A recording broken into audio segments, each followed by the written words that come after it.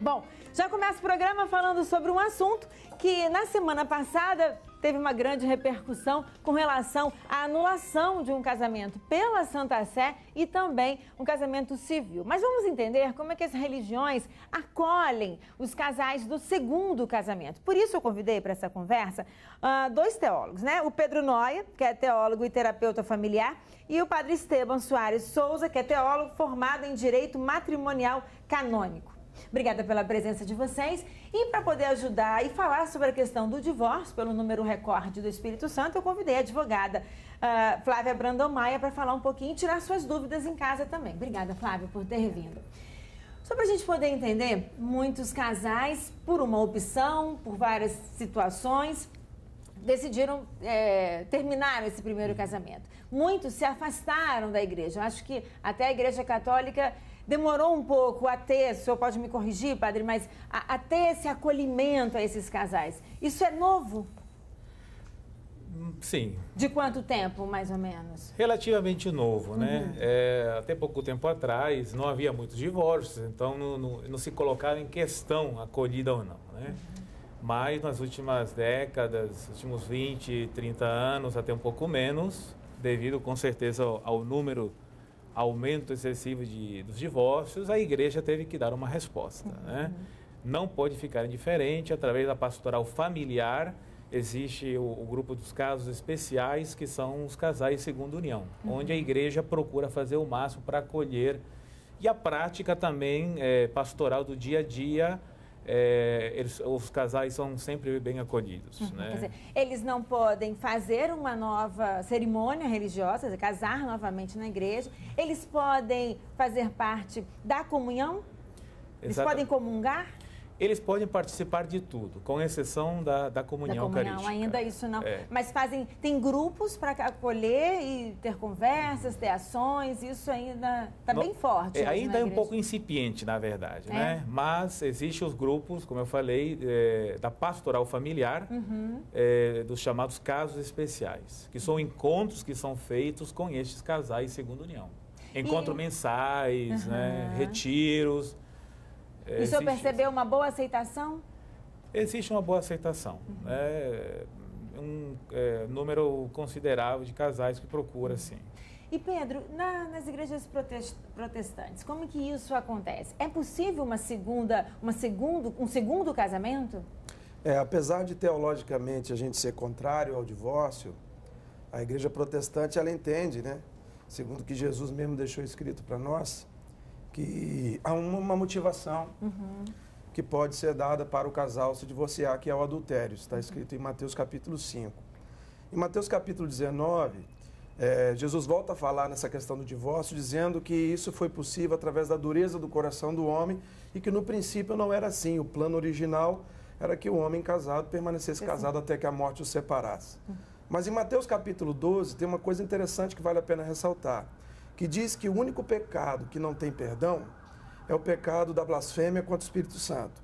Então, se um casal cometeu o pecado ou o erro de se divorciar, ele também pode receber o perdão de Deus e ele é acolhido na igreja sem nenhuma discriminação e participa de tudo como outro casal qualquer. Podendo celebrar um novo casamento. Sem dúvida alguma, sem dúvida alguma. E existem também grupos para poder acolher esses casais ou isso não acontece em divisão? Como não há uma separação entre o que é o primeiro casamento e o segundo, eles são tratados da mesma forma, são acolhidos nos grupos familiares e tratados da mesma forma. E, bom, na Igreja Católica existe um pedido, assim como aconteceu na semana passada, né, de um pedido de anulação do casamento. Também pede-se essa anulação, no caso? Não, aí é só uma questão civil mesmo.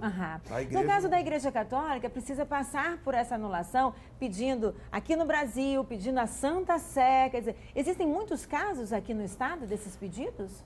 Tem aumentado muito. O importante é entender que a Igreja não anula nada.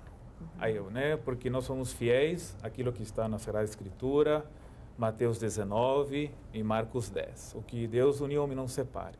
Se o casamento foi válido, na hora da celebração foi uma decisão livre, onde não houve nenhum impedimento, né? A forma canônica foi a forma correta, o ministro foi legítimo. Então o casamento foi válido. Aí não existe como anular isso. A igreja apenas reconhece que não houve sacramento. Houve o rito, a celebração na igreja, só que não houve a bênção efetiva do sacramento. Porque não é possível haver sacramento quando não há liberdade, quando não há consciência, não há maturidade para tal. Então, isso tem crescido muito o número de pessoas que procuram o nosso tribunal eclesiástico. Toda diocese tem um seu tribunal. Tá. A sentença é dada pela própria diocese e é confirmada numa segunda instância. Tá. Ela não precisa ir para a Santa Sé, para o Vaticano. Eu achei que precisasse. Não precisa não. A Santa Sé na verdade, uma terceira instância, que qualquer pessoa pode recorrer diretamente à terceira instância. Mas quais são os motivos desses pedidos? Ou motivos que são válidos, né, para se conseguir essa anulação? O que geralmente acontece? O que faz anular? Anular, A maioria dos casos é o que nós chamamos de... São 3 casos possíveis. É o impedimento que não foi concedido, por exemplo, impedimento de idade, de consanguinidade, onde é necessário que se peça ao arcebispo, ao bispo local que deu a dispensa do impedimento. Não foi pedido, o casamento é nulo. Esse é um caso, é que acontece raramente. O segundo caso é defeito da forma canônica. É quando o ministro não é legítimo e não há as 2 testemunhas exigidas. Também é um caso mais raro, né? Terceiro caso que mais acontece é chamado o vício de consentimento. O que mais nós temos é o nosso cânone, nosso Código de Direito Canônico, é o 1095, número 2, que se chama falta de descrição de juízo. Traduzindo, é imaturidade. As pessoas querem casar, mas não têm maturidade para assumir os direitos e obrigações dessa união. Entendi. Eles sabem o que estão fazendo, mas não conseguem ponderar na prática os direitos e obrigações que advêm disso. Pedro, o que você acredita que seja assim, mais importante? Porque muitos casamentos não estão indo à frente. O que mais você percebe nesses casais? E são muitos mesmo, né? Em 2011 nós tivemos aí mais de 350 mil divórcios no Brasil. Nossa. Então é um número relativo grande, muito grande, é um crescimento grande.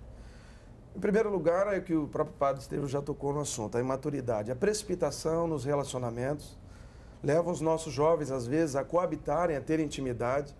E a intimidade na cabeça de um jovem de 14 a 17 anos, ela é um sentimento muito forte, cria uma paixão de morte. Então ele compreende que não vive mais sem aquele parceiro sexual. E isso leva ele a uma precipitação. Ele se casa, mas na hora de assumir os seus papéis sociais como marido e esposa, eles começam a esbarrar na diferença de potencial entre eles, na incapacidade de lidar com os litígios da vida. E isso vai levando à intolerância. A intolerância geralmente leva a um divórcio. E quando isso chega aos tribunais? Eu vim ali costurando para poder chegar aqui, porque eu vi entre os motivos desse número alto de divórcios estão a traição, o álcool, as drogas. Quer dizer, isso vem sendo refletido nos tribunais? Isso se reflete, sim, e eu concordo muito com o pastor, com o que ele falou, da intolerância. Eu sempre acho que hoje as pessoas buscam se conhecer dentro do casamento. Não tem mais o namoro, o enamoramento, as pessoas se conhecem dentro. Deu certo, deu, não deu, e aí você percebe uma precipitação. Aí vem a intolerância e aí vem todos os demais motivos que circunscrevem um divórcio. E deságua, infelizmente, nos nossos tribunais. E nós estamos aí com o número recorde, porque a gente também tem número recorde de casamento, né? Então, nós temos uma consequência de muito casar e, infelizmente, de muito divorciar. Mas os motivos são vários. Eu não ficaria sempre presa a esses motivos de infidelidade, álcool, droga. Absolutamente. Nós temos motivos vários. Tem algum, assim, que você acredita que tem percebido mais? Pois eu acho assim, essas questões pessoais levam à intolerância, né? O álcool, a droga, a pessoa tenta. Mas quando eu vejo dentro de uma família que há um problema, costuma-se tentar resolver. Uma questão que eu acho que torna-se quase que insuperável são as questões financeiras, as questões patrimoniais. Essas hoje levam a um questionamento de divórcio muito grande. Assim, problemas de não saber dessa divisão, dessa compreensão, dessa administração financeira, você acha que leva? É mesmo? Leva. Eu tenho certeza disso. A imaturidade para se construir uma vida tendo com base as questões financeiras.